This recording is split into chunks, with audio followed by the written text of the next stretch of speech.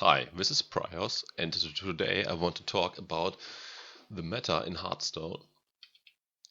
And our content plan for today would be this. First, we explain what the meta means. Second, I give you some more thoughts about the Hearthstone meta. And last, I will give some examples how the meta could work. So let's start with the point, what is this thing called meta? The best explanation I can give you is an analogy to the game rock, paper, scissors. The meta should work that way. If a lot of rocks get played, people will start to adjust and play a lot of paper. And after people now recognize that, the player should change strategy to using scissor. The scissor strategy now should be countered again by using rock, and so on and so forth.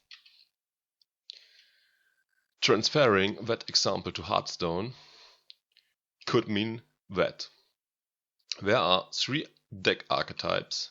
First is aggro, second is midrange, third is control. Let's say aggro beats control, midrange beats aggro, and midrange get beaten from control. Ideally, the meta should be a cycle. In our example, that would be: at first, most people start and play aggro. More and more people now recognize that they can beat the majority of players through changing their deck to midrange. Now midrange will slowly become the dominant deck. The adjustment to that will be to play control. After control became the dominant deck, players now will have a huge incentive to play aggro again. So let me now give you some additional thoughts to the meta in Hearthstone. As Hearthstone is a lot more complex game than just a simple rock, paper, scissors game, the meta also is a lot more complex than in our simplified example. As the game also keeps getting more and more complex, for instance by new cards getting added, it is really hard for the game designers to preserve the cycle attribute of the meta.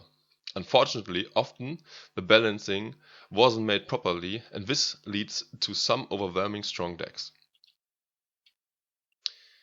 If the balancing went wrong, the meta is not able to create a circle motion between decks anymore. In the worst case, that would lead to a meta that looks like a pyramid, with one really strong deck at the top that is a favorite against all others. This happened a few times in the past.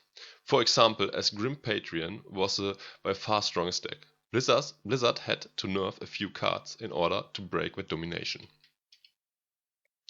As more and more cards got added to the game, Hearthstone became too complex and it was too hard to keep everything in balance.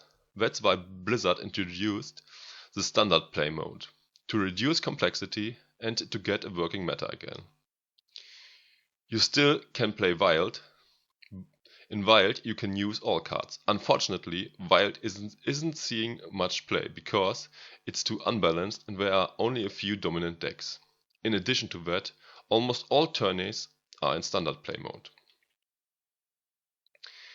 If you want to get a good idea what the current meta looks like, you can play a lot and get a good impression which decks work and best at the moment. Or you can also go to some Hearthstone websites where pros give their opinions to the current meta state. One example is the Tempo Storm Meta Snapshot that gets updated regularly. Now let's move on with the examples. The most exciting times in Hearthstone are always when new expansions get released. This will change the card pool dramatically and will open up a lot of room for creativity and new deck ideas. At first, most people will just start testing and a new meta has to develop. After the Mean Street of Gadgeton expansion got released, a new deck archetype came up, the Aggro Pirate Warrior.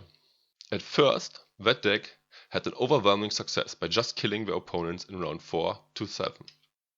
Then the adjustment started to take place and a lot of cards got included in many decks that helped to fight this deck. Cheap AoEs, for example, deal well with all the weak minions from the pirate deck.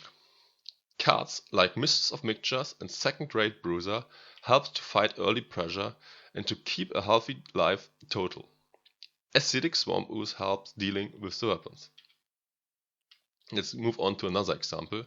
Another example for deck adjustments is a card called Flare, that found play that otherwise would have never been included in a deck. This was back in the day where Sequent Paladin used to be the dominant and best tier 1 deck. To counter that deck, some hunters included this card that is useless against most other decks.